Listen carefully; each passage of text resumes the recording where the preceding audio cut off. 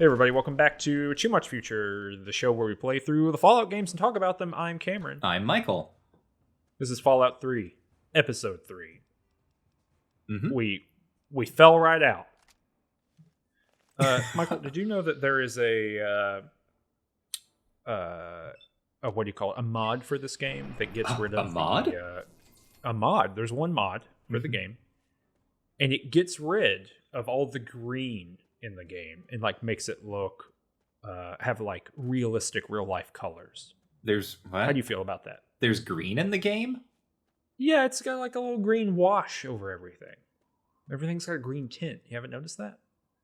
I mean, yes, I'm being facetious because the game is so brown. Game's so brown, Cameron.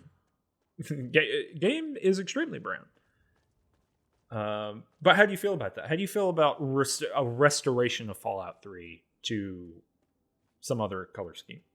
I don't care. I do not understand the mindset of the person who looks at a game and is like, this would be better if I just like removed a tint from things.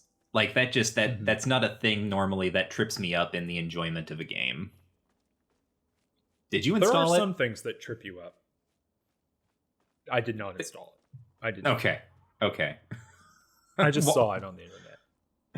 I see. There are some things that trip me up, though. There are things that trip you up, but I bring it up because I was playing the game today and I was like looking over the horizon and everything was green and kind of hazy and there was some weather going on and I thought, this looks neat. And I thought, why would you want to get rid of this? Oh. And I thought maybe Michael did want to get rid of it, but you don't. So, but that's not what tripped you up, the color scheme.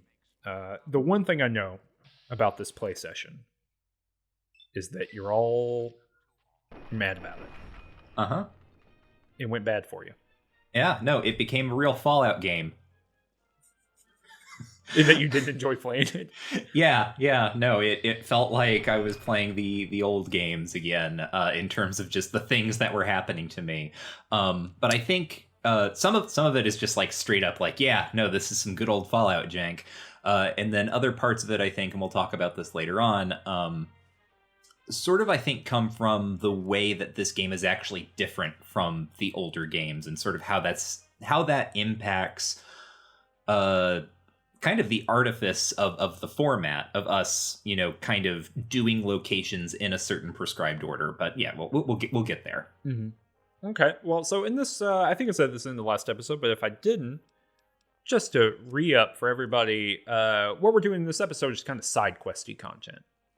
And kind of on accident, we did some main questy content, or at least some portion of main questy content that I didn't realize until I did it. But that's okay. So in this episode, I did it in this order: Tenpenny Tower, the Power of the Atom, which is a quest in Megaton. It's the disarmament quest, and then Agatha's Song, just a straight up pure side quest. You go to a location, you get it, and you go do some other stuff, and you come back to that person. What order did you do these in, Michael? I did Power of the Atom, Tenpenny Tower, and then Agatha's Song. Okay, so how did Power of the Atom go? I'm assuming this went pretty quick for you. Oh, it was stupendously quick. So Eleanor wakes up in Megaton, or I don't know, regains conscious, whatever happens to these people when I'm not looking through their eyes. And she goes into Moriarty's saloon, and she walks over into the corner, and Mr. Burke is there. And Mr. Burke is programmed to like pull you into a conversation when you walk close to him. And somehow throughout the entire last episode, I never walked close enough for him to get triggered in this way. So this happened. You do have to like go in his little room or whatever it is. Yeah. So he's just like, this guy sitting in the corner with his, fedora on and wearing a suit. And he's got a real, he's got a sneaky, sinister man voice. And he calls me over and says that he's got some work that he wants to do. He needs to do something about Megaton. This place is kind of a relic. It's, the wasteland is moving on. We need to clear it away and make way for the future. And he lets me know that his employer, Mr. Tenpenny, would be willing to pay me very handsomely if I were to take a pulse charge that Mr. Burke has and install it on the undetonated warhead in the center of Megaton and blow up Megaton and kill everyone. The responses here are basically, par for the course in terms of like a role-playing game or Fallout where you can, be a good person who refuses outright, or you can be like, well, hold on, maybe you need to pay me more than 500 caps.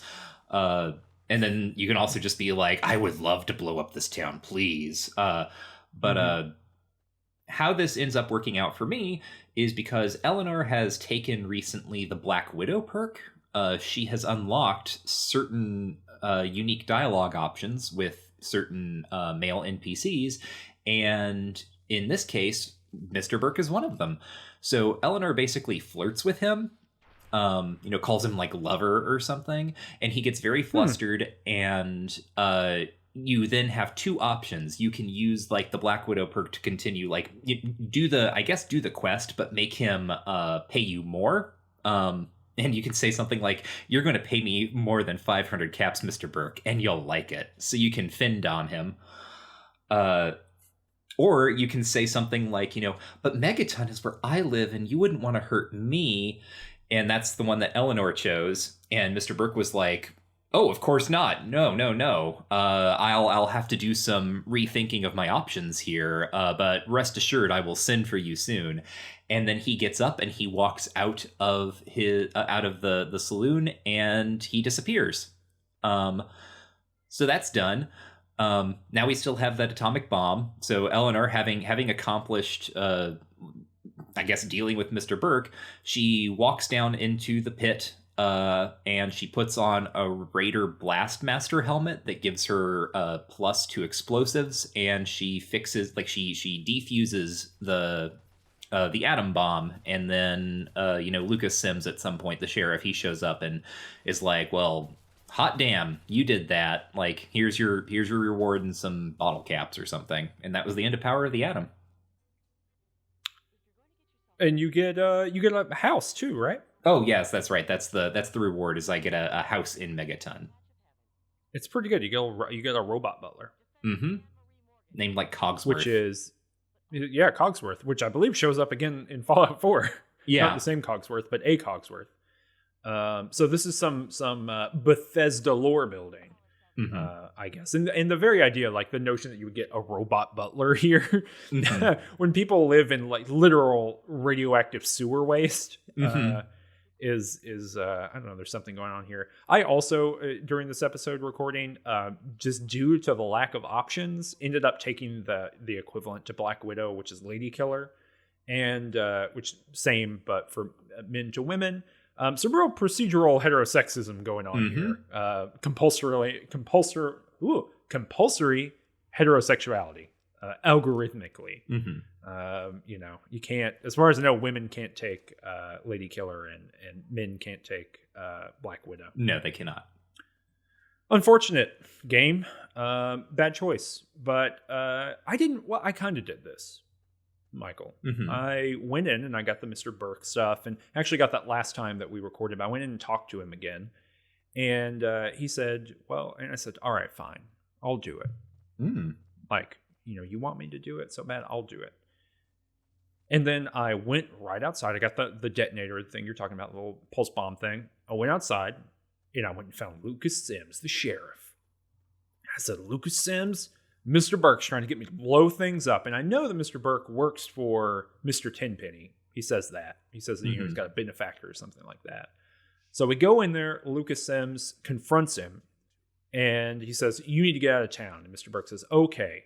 And as Lucas Sims turns around to go out the door to lead Mr. Burke out, Mr. Burke pulls out a silenced 10mm pistol and shoots Lucas Sims to death. Damn.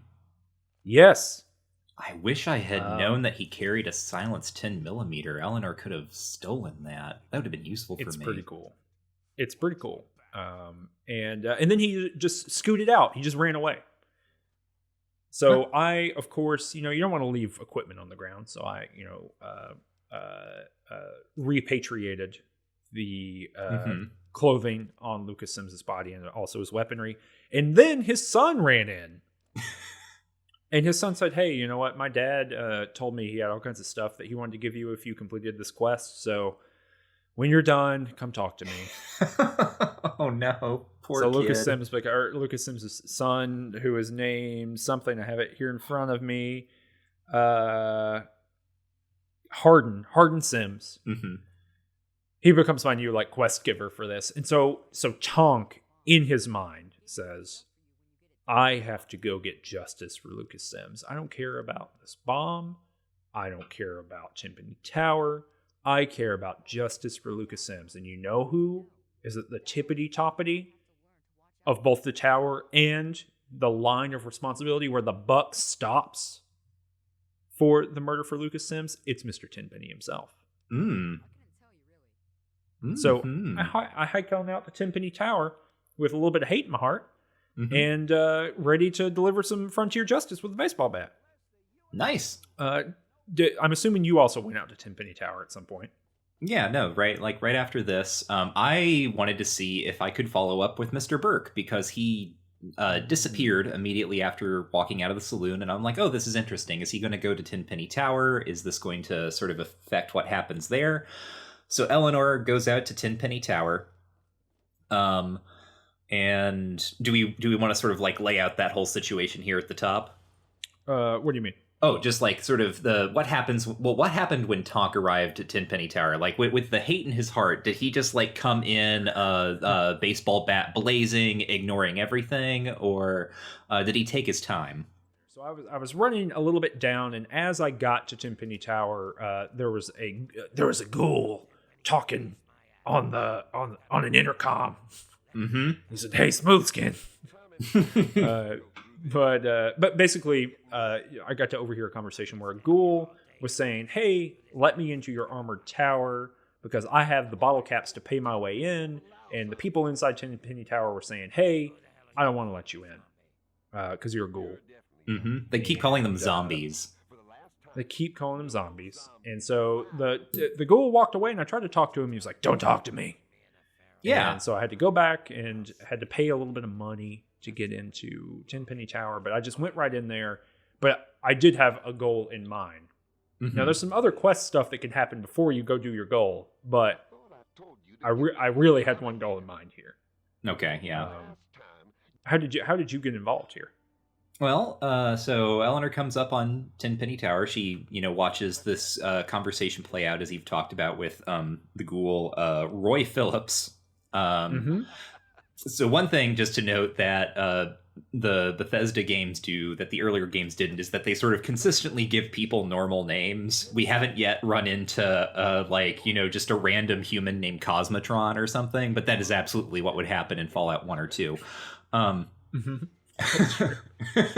It would be like I guess there's something great about it because Roy Phillips is the kind of very common name that you might see in Fallout 1 and 2, but also Cosmotron would be his best friend.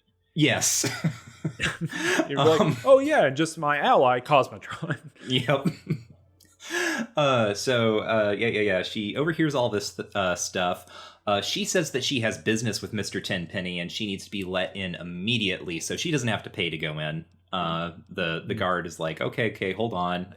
Also, and if we're going to talk about sort of like procedural rhetoric with regard to gender, from this point forth, anytime I go into Tenpenny Tower, the guard, like, you have to hit the button on the intercom in order to open the gate. The guard says, all right, keep your panties on. So the game acknowledges, I guess, that I'm playing a woman in that regard. But I go into Tenpenny Tower, and it seems nice, right? Everyone's kind of hanging out here.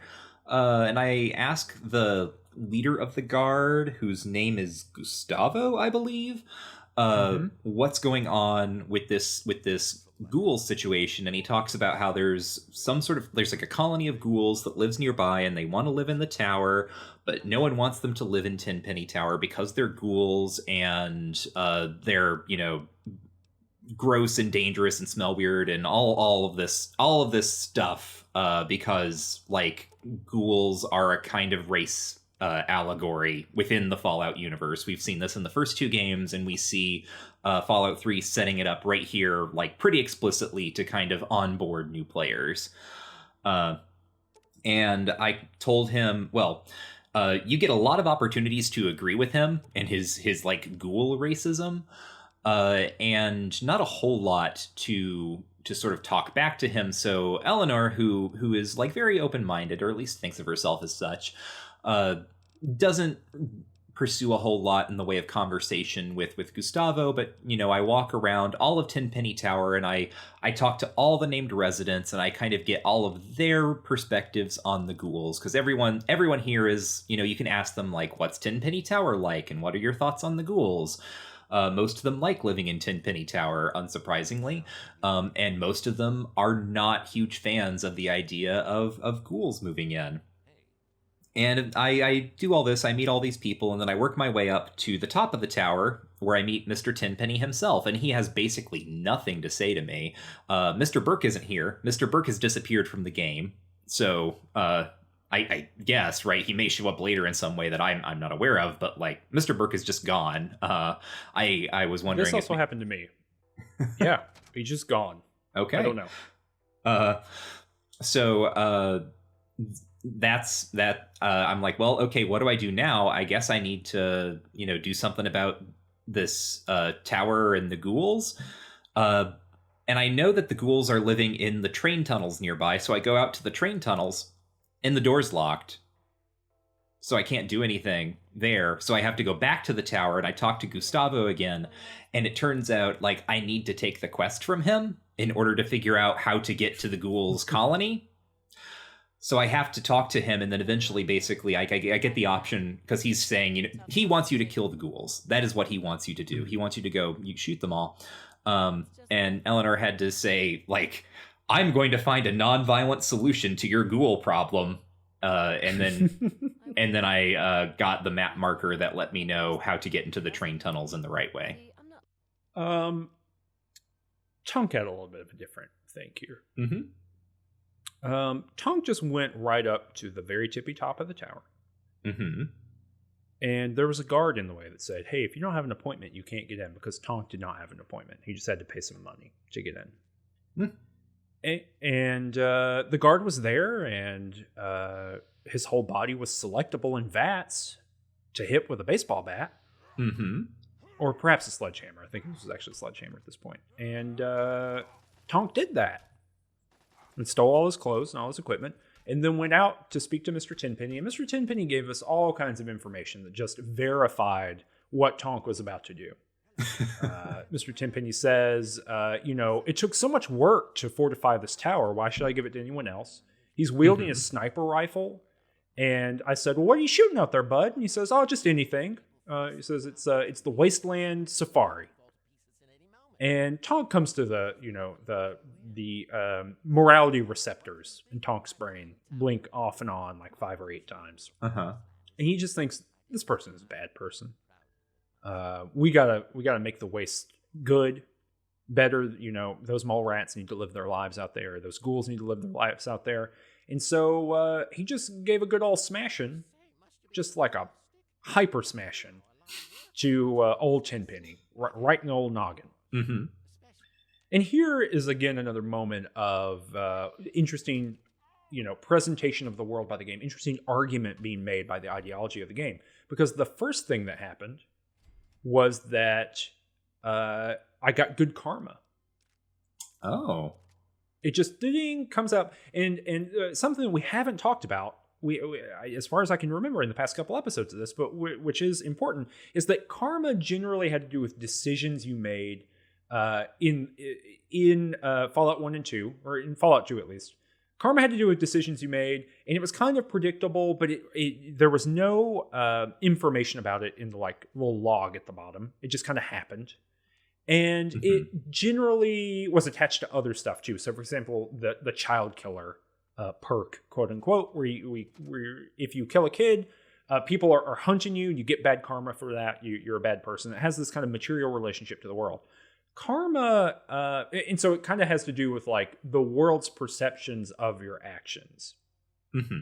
What's interesting in Fallout 3 is it's almost like there is some sort of deity somewhere who is judging all of your actions. And even if no one is around to know about them, you still get judged. Mm-hmm. So I got good karma, but here's the thing. This is the other kind of interesting part of the argument.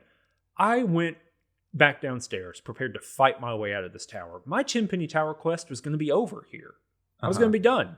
Tonk wins again. Yeehaw. Success. But no one knows that Tenpenny is dead. Ooh. You know. Weekend at Tenpenny's. Yeah, the Schrodinger's Tenpenny. And so I talked to Gustavo, and he gives me these quests. And so I thought, well, gosh, if I've already killed Tenpenny, then getting the ghouls to live here can't be that much harder. And so that is the vibe with which I encountered this quest. But so once you went off and talked to the ghouls, what happened? So we're going to start. I need to flag something here for the viewer listener because it's not going to become apparent to Michael playing the game for another couple hours. Here is where my troubles start. When you're going down into when you go down to the train tunnels to meet the ghouls, you meet a new enemy type, which is the feral ghoul. And let us just say that the game is doing a thing by having like regular ghouls who are basically people and also like a race allegory, and then feral ghouls who are actually just monsters who will kill you and you can slaughter them with impunity, right? There's a real problem with the representational politics there. And in fact, like one of the things that Roy says when he's hollering at the intercom at Tenpenny Tower is like, you can't tell the difference between me and a feral. So anyway, you fight a whole bunch of these ghouls, and they're not too hard, but Eleanor is a gun-based character, and she's got a good amount of ammo at the moment. And in fact, I think even Gustavo maybe like either gives you some or he also sells ammo. So I've got a good reserve of ammunition, but most of the things that you're fighting at this stage in the game aren't using guns. They're animals or creatures, and so you're constantly expending bullets, but never really taking them back in. So I start working through my ammo reserves, taking out all of these ghouls.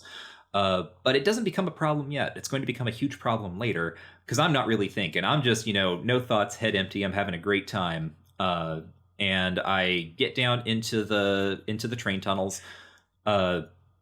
And I meet Michael McMaster or Michael Masters. I don't remember exactly his name, but he's another ghoul who he's wearing a rad helmet. He's wearing a super cool helmet. He's wearing like an aviator's helmet or something, or like I don't know, like a helicopter pilot. Yeah, it's like almost the one that has like the comms that are built into it. It's a little bit big. Yeah, it's great.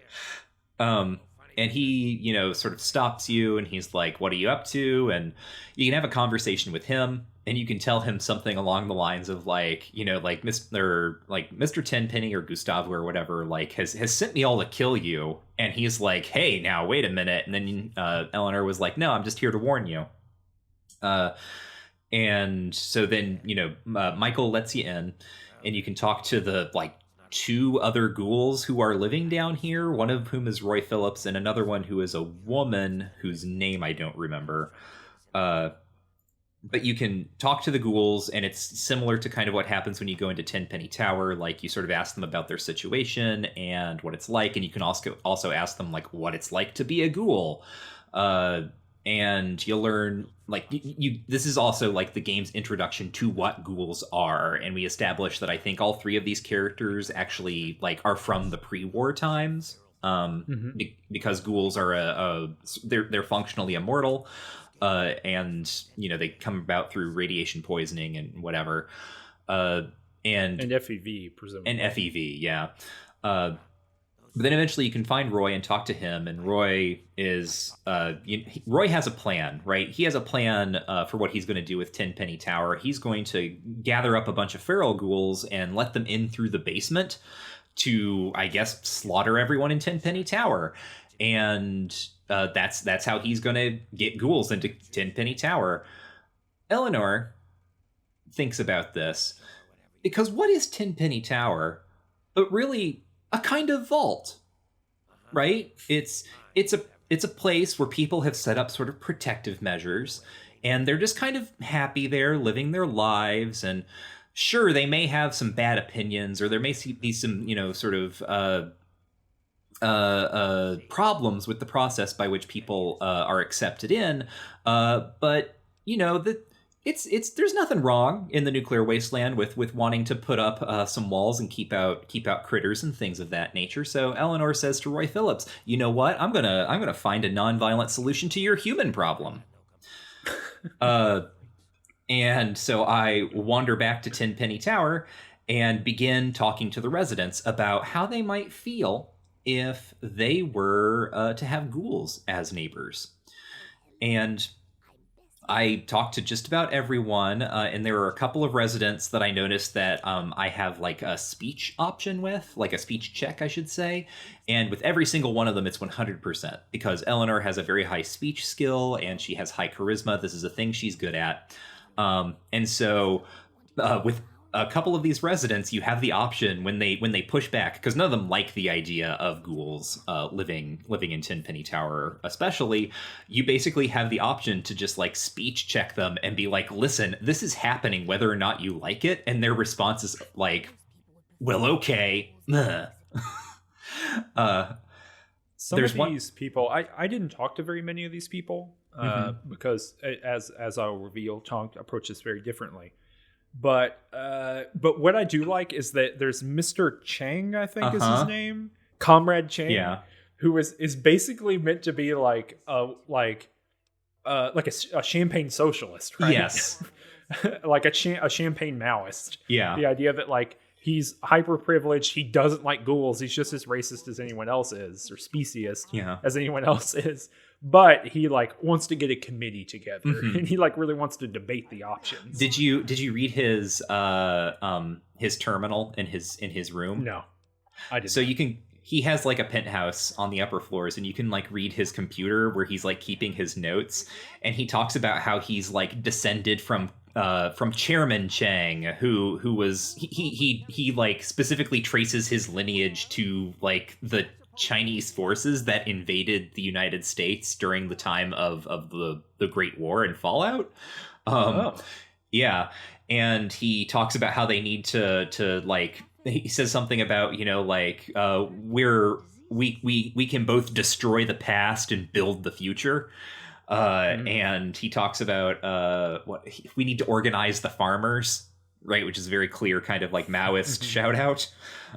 He's a very funny character in that way, and it's also sort of like the most explicitly that this series has up to this point now acknowledged like communism is a thing that existed. I think they called the Chinese the Reds in Fallout 2, but now we have this. The other character who is important here, who really caused me some problems, is this guy named Anthony Ling, who is the proprietor of like the little clothing store on the ground floor of Tenpenny Tower. And so when I went to talk to him about how he might feel about ghouls and being neighbors, the speech check for him that had been 100% for everyone else was, for reasons I do not understand, only 75%. But okay, 75%, that's pretty good options. I fail it.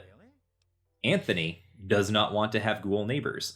And after that, there's not really a lot I have in the way of dialogue options.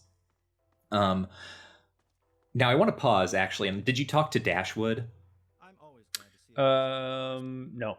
Okay. I didn't. I think the only people I talked to were the two Changs, and then the person who owns the store. Oh, okay. Whatever his name was. And I just wanted to look at his inventory. Chunk went a really different direction here. So no, I did not. Okay, so I want to talk about Dashwood for a second. Dashwood is a resident of Tenpenny Tower. His name is Herbert Dashwood, and he's called Daring, like Daring Dashwood.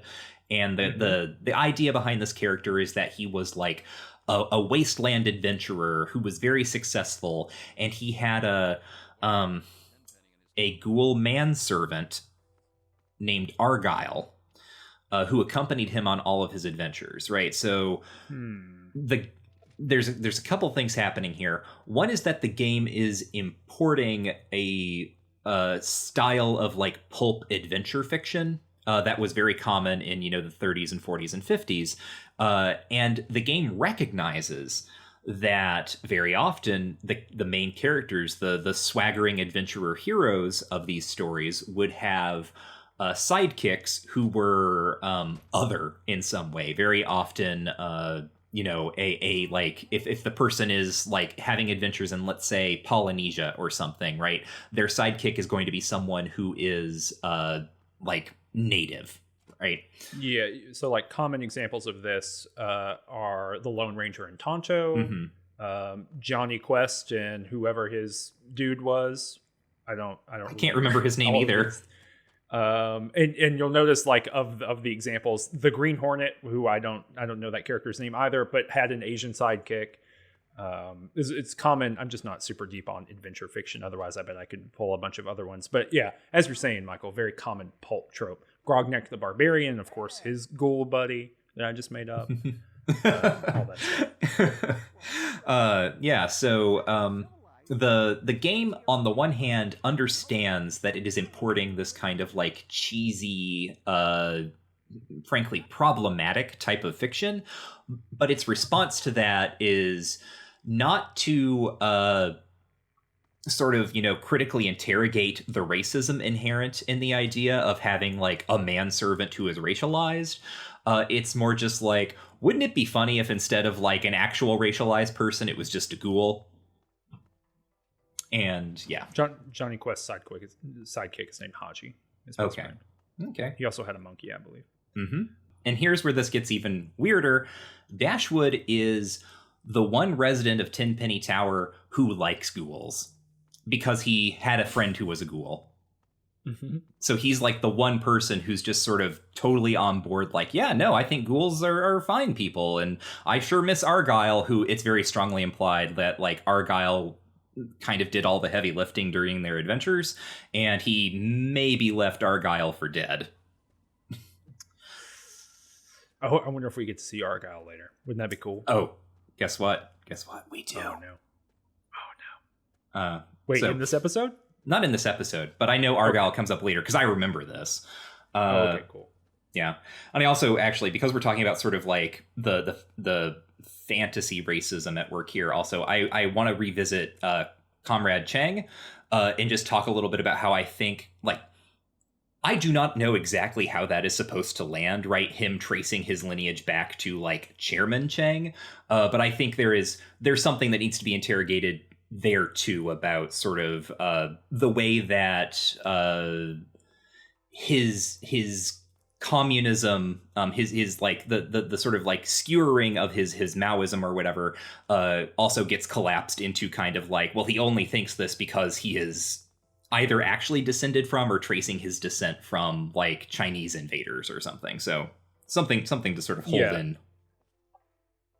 Yeah. I mean, I think that the intention there, and it always gets weird when we're talking about intention, but I think the way that is written is meant to be a parody of leftists, right? I think it's meant to be like, oh, this person who is incredibly, the same champagne socialist stuff I was talking about before, right? Like it's meant to be read as this person is at the top tier of existence in the wasteland, and yet is still attached to this politics that has pretensions to all the other working class things or underclass, when in fact this person's part of the upper class. But you're exactly right. There's a racialization component to it and a ethnic component to it that just is ignored, or there's a naturalization of being Chinese and descended from of Chinese descent with politics that happens here, with a particular kind of politics. I mean, it's red panic, right? In quite explicitly. Well, how did this all end with you? I mean, since you had one holdout, did that mean you could still do it? So I have one more note actually about Dashwood. He has a computer in his room too, and this touches back on something I said in the last episode. He has like his write-ups of all of the places he's been in the wasteland, and mostly it's about like brothels that he's been to. But he mentions Megaton, and he mentions Moriarty.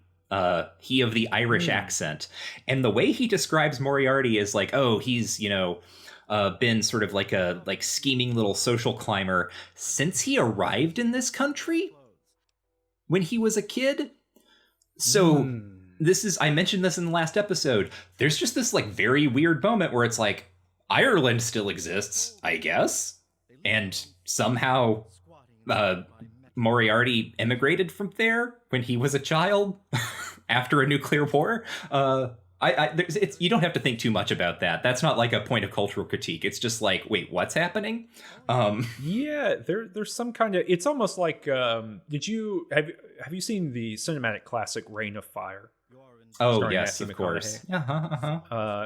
And it takes place, I think, in Ireland, right, or maybe just in England. It's in the British Isles because because they have to go to London in the film, so it's got to be somewhere fairly close. And but yeah, that movie, Matthew McConaughey is an American, and it establishes that they just flew a plane. Like the world has been taken over by dragons that prevent flight, and the Americans just took a plane. I mean, it was hard and everyone died, but they just took a plane. Yeah.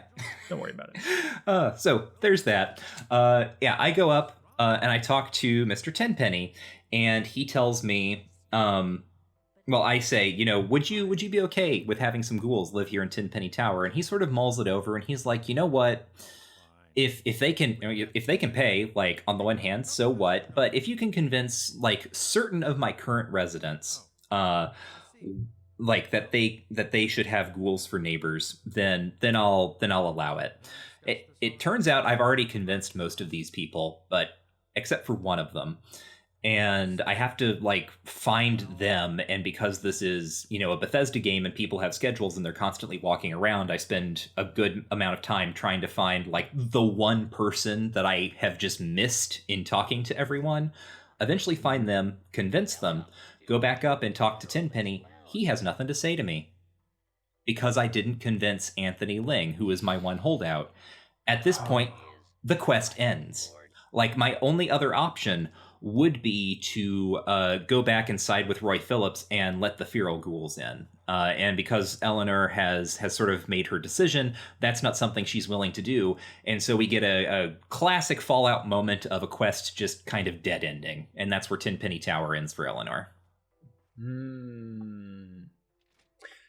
It is interesting that people say things like Fallout 3 is such a radical break from the previous games because playing them back to back, not really.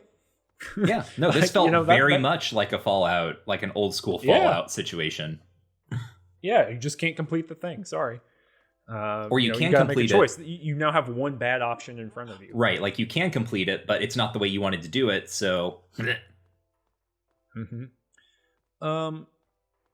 Well, I mean, Tonk went and talked to the ghouls and thought that their plan sounded perfectly fine. He didn't particularly care for the people who lived in Tenpenny Tower, and they were all mean to him.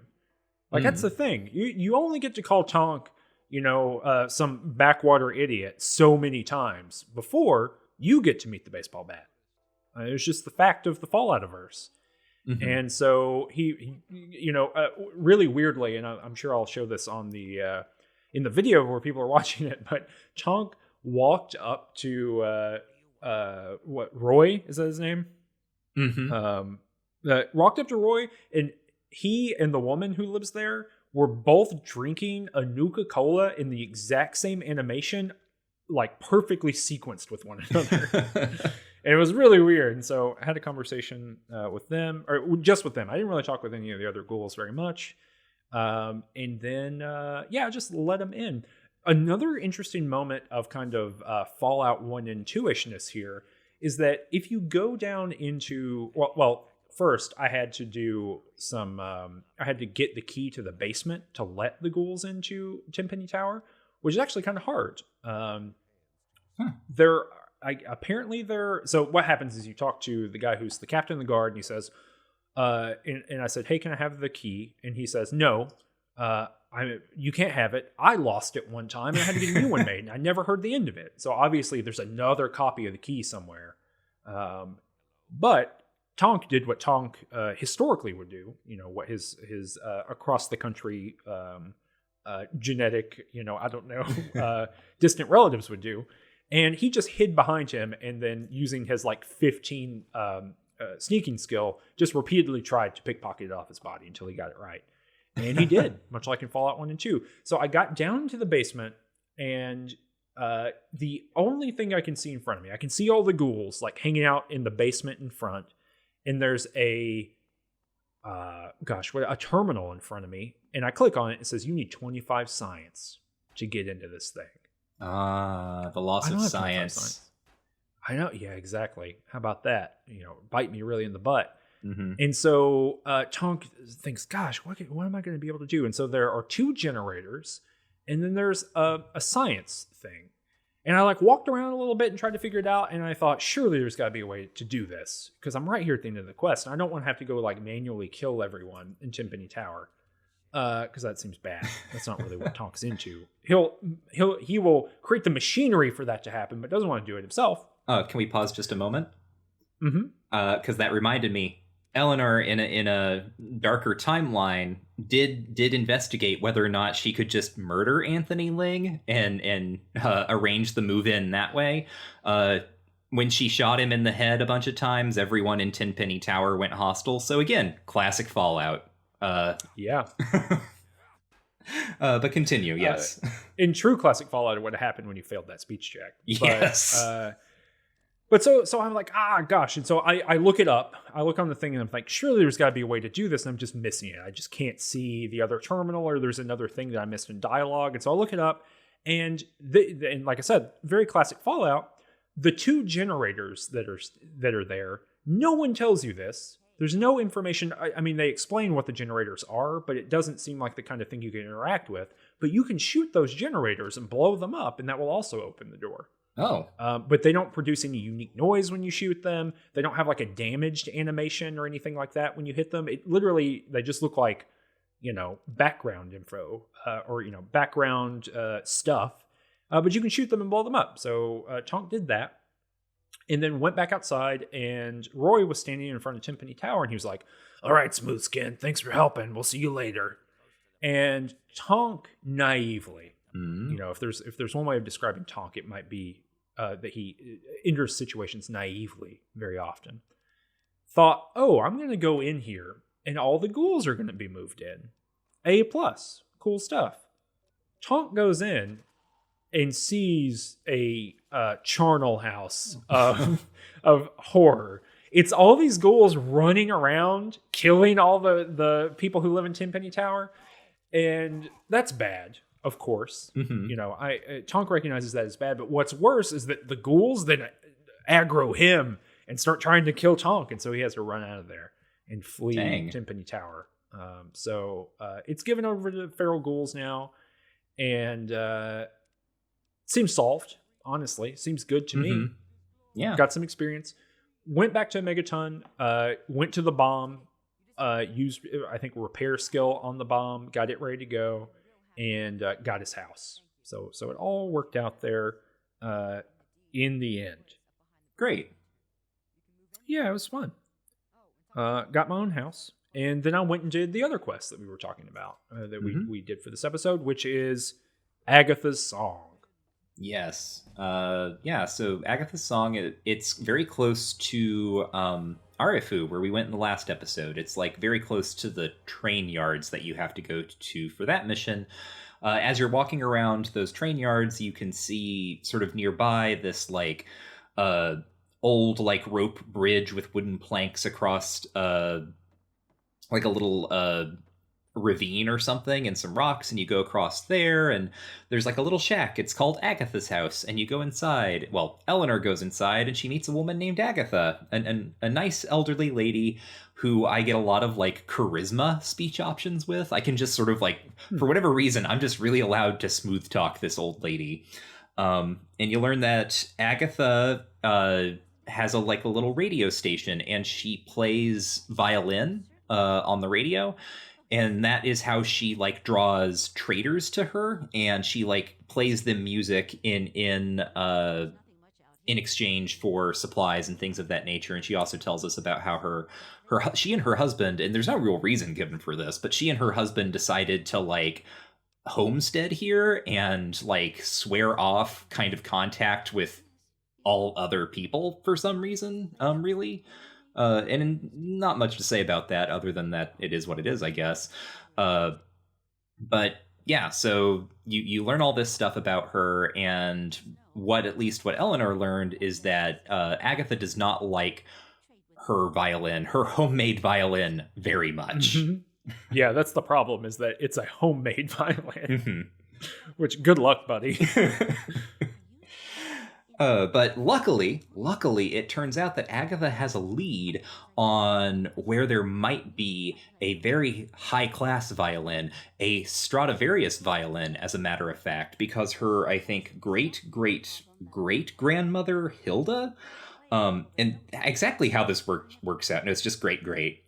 Exactly how this works out is sort of confusing to me, but her great-great-grandmother, Hilda, sent some letters to her great-grandmother that explained her. So her great-great-grandmother was also a musician, a violinist, and she had this Stradivarius, the Swall Stradivarius.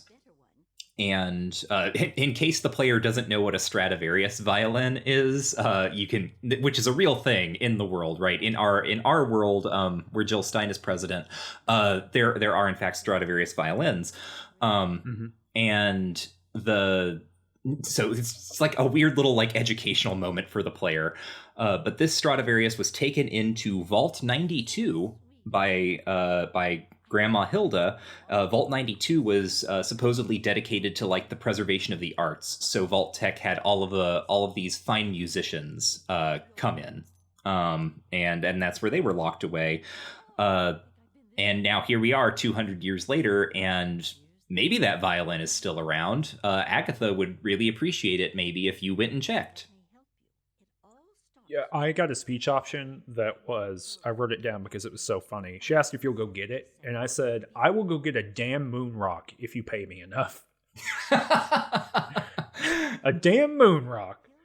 But yeah, so we got to do that, and there are a couple steps along the way, because we don't know where Vault 92 is. Nope, neither does Agatha. Yeah, and so we got to figure that out. So the way we do that is that we go to the Vault Tech headquarters that's in DC. Now, I don't want to talk necessarily right now about, we can talk about the headquarters, but let's not talk about the process to get to the headquarters, which does require a little bit of work, because I think it's going to be better to talk about that and like kind of the design of downtown DC in the next episode. So if y'all want to hear us talk about tunnels and conceptual stuff there, I think we should do that there. But all of that said, we get to Vault Tech, and I actually like the design of this Vault Tech executive, or the Vault Tech corporate headquarters and the executive suites that we end up in here. Pretty linear as far as like stuff goes. It is a Bethesda dungeon in that, you go in and you got to work your way up. You're working your way up the corporate tower to the top floor. You're fighting robots. There's a couple super mutants I ended up having to fight who were like looting the building, and the security system is on. So you got to kind of fight your way through that. Get lasered. I got shot by lasers a lot here. But it's not, I wouldn't say there's too much to say about it other than you just got to navigate your way through it. There's a lot of playing with 3D space in the way that was just impossible with Fallout 1 and 2, being isometric and 2D games. So, for example, there in the second kind of area that you're in, there are all these rooms that you can navigate and kind of sneak through that drop into the floor below them. So, robots aren't good at jumping and things like that. So you can kind of manipulate where the robots are if you want to hide from them or get away from them. But what's cool to me is the top one, the executive suites, where there's a thing called the Master Brain running around. What was your encounter with the Master Brain like? So I know you said you didn't want to talk about the process of getting here and all that stuff, so I'll keep this as light as possible, but this is very important for understanding exactly why by this point, I hated this game. And here's the other thing is I remember playing this game for the first time back in 2008, and I remember getting messed up in the exact same way that I got messed up here, which is to say, I could not figure out how to get to Vault Tech headquarters. Like, I could not do it. It made no sense. The map is really weird. And I blew through all of my ammo, like, trying to fight off super mutants that were chasing me, and then finally I get to friggin' Vault-Tec headquarters. So by the time I'm in there, I have, like, no ammo. There are all of these robots around. And, like, I'm just getting slaughtered constantly. I fast travel back to Megaton. No one is selling the type of ammo that I need. I guess maybe because I've bought them out. And that's really the only place I can buy ammo right now other than Tenpenny Tower. And so I think I go to Tenpenny Tower, and, like, Gustavo is not selling the ammo that I need. And I don't know how long I have to just, like, sleep for stocks to be replenished. And I also don't know how stocks are replenished. A week. Yeah. I think it's a week. So I am, like, I'm low on ammo. I am just so frustrated. I'm just like literally, like, my experience in Vault-Tec headquarters by the end is I am, like, quick saving when I get into a room, and then I am just running through hallways trying to figure out, like, where I'm supposed to go next, getting murdered, and then respawning and trying to, like, run as quickly as I can in what I think is the right direction the next time. This ends up being confusing and complicated because in order to open the door to Vault-Tec's mainframe, well, there are like 3 computer terminals in Vault-Tec headquarters, and there are, like, 2 of them, like, they're numbered, like, 1, 2, and 3. And so on the 3rd floor you find, and you can start the process there by, like, deactivating the master brain, which is, like, the sort of, like, main security system, like, robot. So you start there, and you have to do all 3 of them. So you start with that, you hit 1, I eventually find 2, get that one, I cannot find 3. Because it turns out Terminal 3 is on the 2nd floor. So you actually walk past it on your way up to the 3rd floor where Terminals 1 and 2 are. But then I had the exact same experience. This exact same thing happened. It's so weird. It's, like, baffling in terms of game design, like, why they would have done this.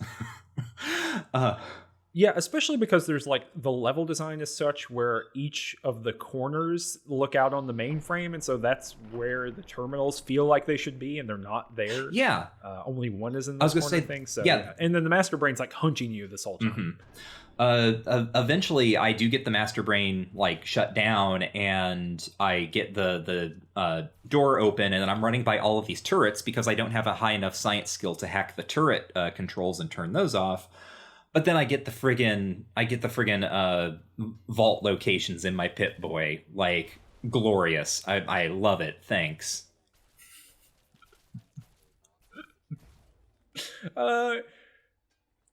You know, if on one hand, it's very disappointing to hear that this happened to you. You know, I have empathy for you. I have sympathy for you. I have all the peace for you. But on the other hand, I've had such a terrible time this whole time that having an encounter where you were able to not get through it with, like, you know, a fun time, and I was able to kind of breeze through it. It feels good this one time. Well, we're not even done with mine yet, so.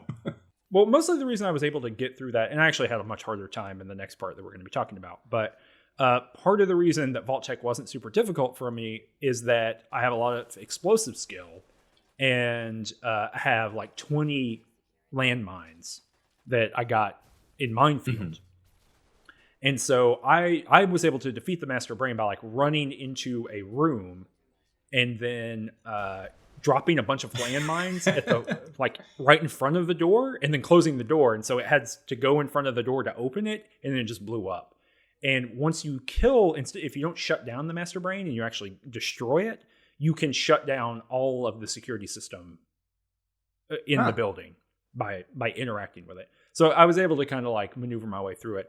Also important is that robots, for whatever reason, if you get right up in their face and melee them really quickly, they can't shoot you because you're, like, inside of their hitbox. And so I was able to kind of manipulate that a little bit. But similar deal as you, I get the locations, I go out and I fast travel and get as close to Vault 92 as I can. I go in and I'm ready to do it. How was your experience at Vault 92? Well, sort of related to like what was going on with Vault Tech. And by the way, when I was searching for Vault Tech, that was when I met the Brotherhood Outcasts, right? I managed to get them to kill some super mutants for me. Oh. I saw them a second time, but it was actually near Vault 92, not near Vault Tech. So that's interesting, like how many different places they can show up. Yeah, so because this is an open world game, because like sort of types of characters or types of enemies are going to show up in other types of areas, or like the types of enemies are going to show up in certain types of areas. This happened in Fallout 1, it happened in Fallout 2. But Fallout 2 and Fallout 1, I think, still were structured in such a way that the main quest would keep you away from areas where like the enemies were more higher level than you. And we're kind of, in a way, like playing this game against the grain by, like, I think launching into like, we're going to do this quests, right? Like if I were doing Agatha's song and I were playing this game on my own time, then I would be like, oh, Vault 92, like that's way up in the north of the map and I haven't even touched anything up there yet. I'll just like, check that off my list when I'm actually in that area for a real reason. Because also it turns out there are death claws right outside of Vault 92. Yeah, I've got some footage of me like looking looking at like whatever that facility of it is near Vault 92, and there's like a death claw patrolling back and forth, and I was like, "Ooh, glad I'm not over there. Glad I'm right here." And so also because of my experiences within the city, by this point I was so frustrated that I think I did this over the course of maybe 3 or 4 play sessions. And for my last play session, I forgot to hit record in OBS, so I didn't get any of my footage of actually being in Vault 92. But Vault 92 has been opened up. It's a ruined vault, and it is filled with friggin' Mirelurks. And I still don't have any ammo. I still have not replenished those stocks. I do not know how long to wait. I do not know where to get ammo. And I'm like, oh my god, what am I going to do? Let's cheese it. So I still have 2 stealth boys. In kind of a miraculous fashion, I used the first stealth boy and I managed to stealth my way all the way down into the bowels of the vault. So the vault is like also partly flooded, and you get some computer terminals that you can read where the people in the vault were talking about like, oh, there's a structural problem here and blah blah blah blah blah. Oh, I love the story of this vault. Once you finish saying this, we'll go back and talk about it. But it's very good. So yeah, you get like one of the terminals that talks about how there's like a structural instability and it's going to cause flooding, and obviously that's what's happened, and that's how the Mirelurks have gotten in.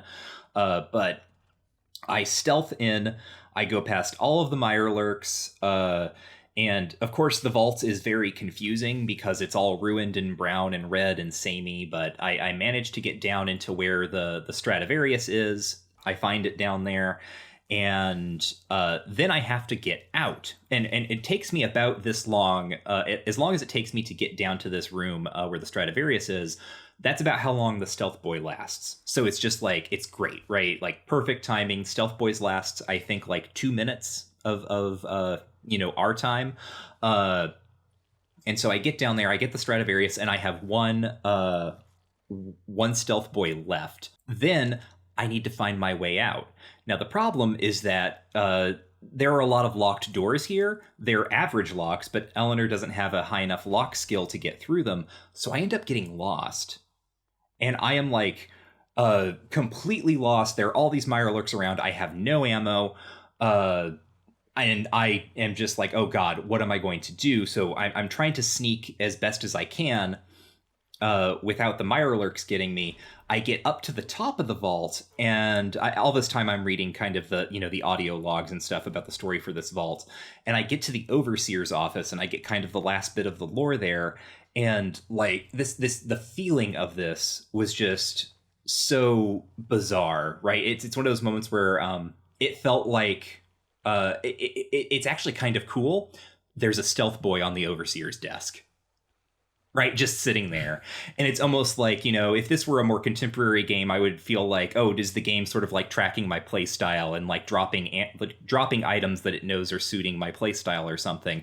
But I looked it up, and no, like this stealth boy is just normally there. So I get another stealth boy, and this allows me to sneak out of Vault 92 with the Stradivarius. I go back to Agatha, I give her friggin' violin, and she's super happy and lets me listen to her radio station.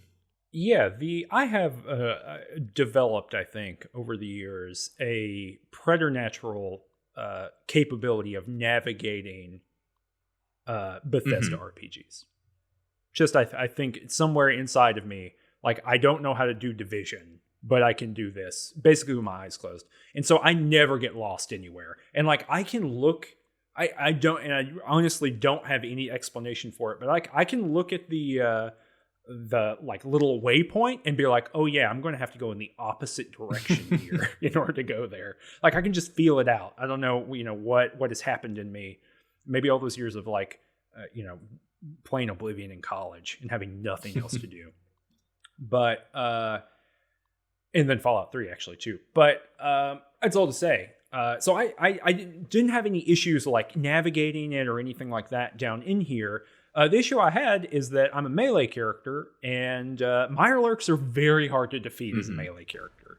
Like, they just hit you harder than you can hit them. And so I solved, quote unquote, the first few by aggroing them and then walking backwards and just dropping mines in front of me. And so as they charge me, they just blow up. Okay, that's great. But there are more Mirelurks in here than there are mines in my inventory. And so I eventually, and I'll show some of this footage, but I eventually end up having to like, save the game. Because they're not just Mirelurks, but there are Mirelurk hunters here too, which are like the upgraded, the second tier. And so I would like put a mine down and like get a grenade in my inventory, go around the corner, throw the grenade, hope that I break its feet, run back over the mine, have the mine hit it, and then shoot it with a laser gun. Like I couldn't even use my melee weapon because it would kill me in one or two hits. I'm running very low on stim packs at this point. So I can't even really heal myself.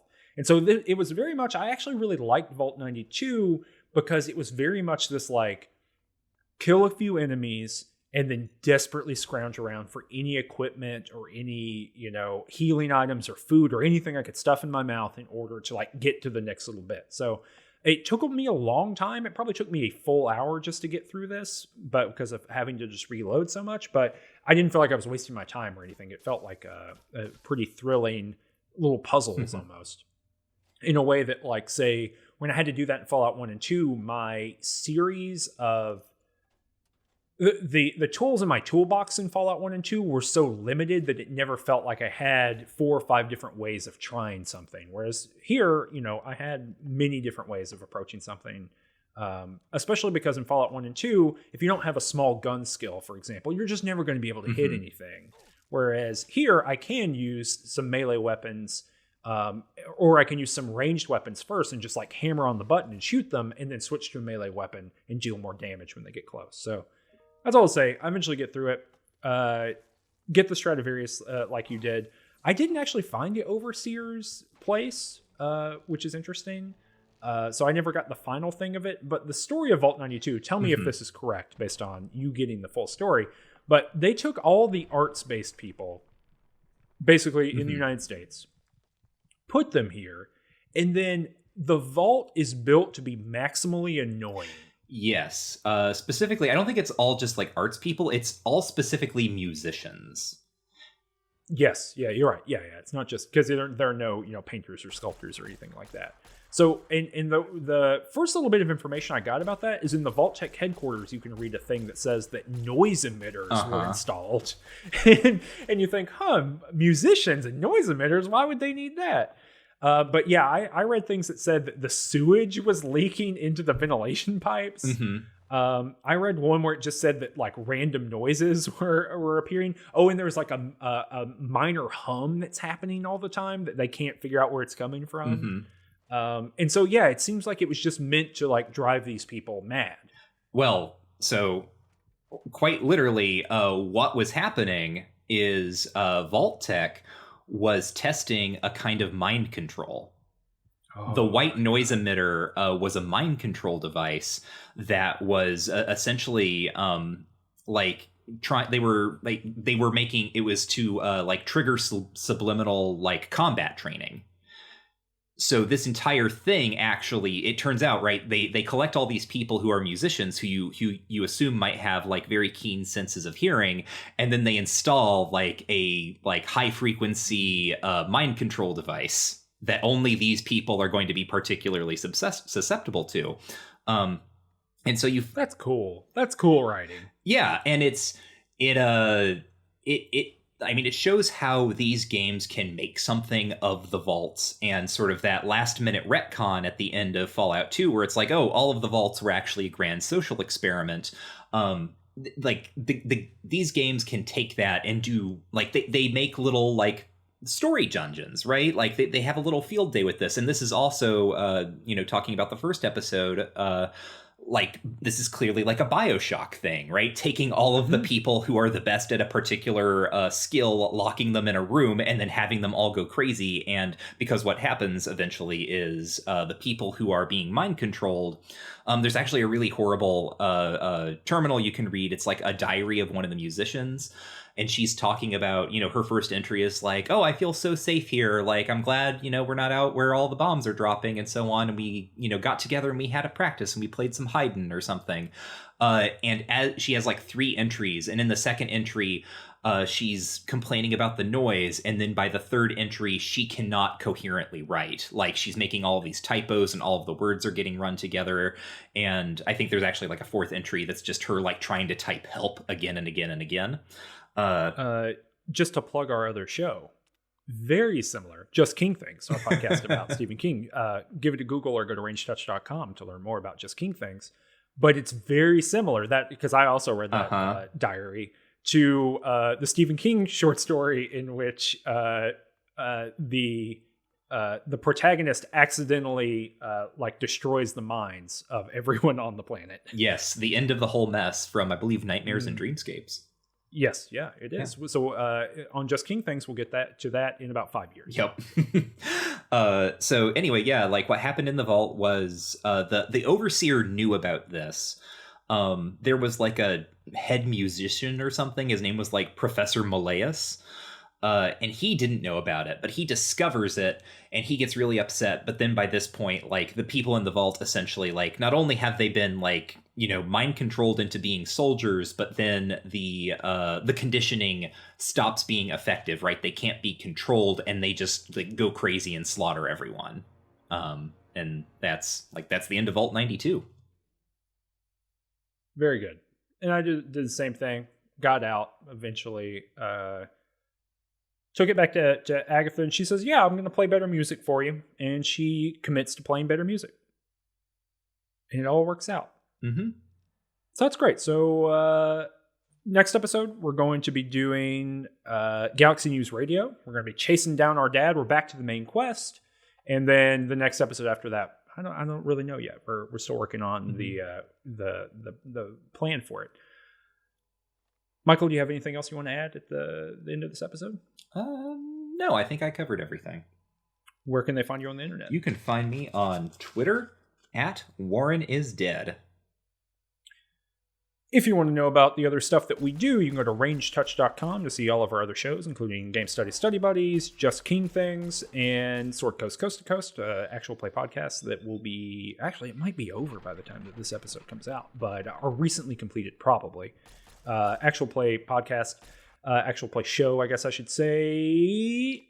If you enjoyed listening to this episode, you can go to patreon.com/rangetouch. The description is down in the link is down in the description below this video. At $3 a month, you can get access to listening to this show as a podcast if you listen to it on YouTube and you'd rather have it as a podcast. And at $5 a month, you get access to all kinds of special bonus stuff that we do every month, including some notes for Game Study Buddies, including bonus episodes sometimes of Just King Things, and the monthly podcast that I do with Danny, where we just kind of talk about stuff and have a good old time. So if you enjoy the show and if you enjoyed listening to it, and if you want us to keep making cool stuff, think about throwing us a cup of coffee every month. You know, if you back us at the $3 amount or the $5 amount, that's a fairly small amount of money, and we appreciate everyone who gives that amount of money. But everyone giving a little bit of money equals to quite a bit of money that we can use for all kinds of different things. Fallout 3 as a show is made possible by buying Michael a computer. Yeah, that's how Which I have Patreon, that's how I have like footage for this one. How about that? Yeah. So, you know, there's a material thing, and we also use the Patreon money to do things like pay for the art for the episodes, to play for musical themes, to buy new equipment for audio and stuff like that. So it's not, you know, and also I guess I put some of it into a cannon and launch it into the air every month. That's a part of it. Mm-hmm. I mean, who would? But yeah. But yeah, so that's the end of this episode. In 2 weeks, we will be back. We'll be talking about Galaxy News Radio. Michael, do you want to take us out? Until next time, war never changes, but Fallout sure does. Everything changed when the bombs fell, except for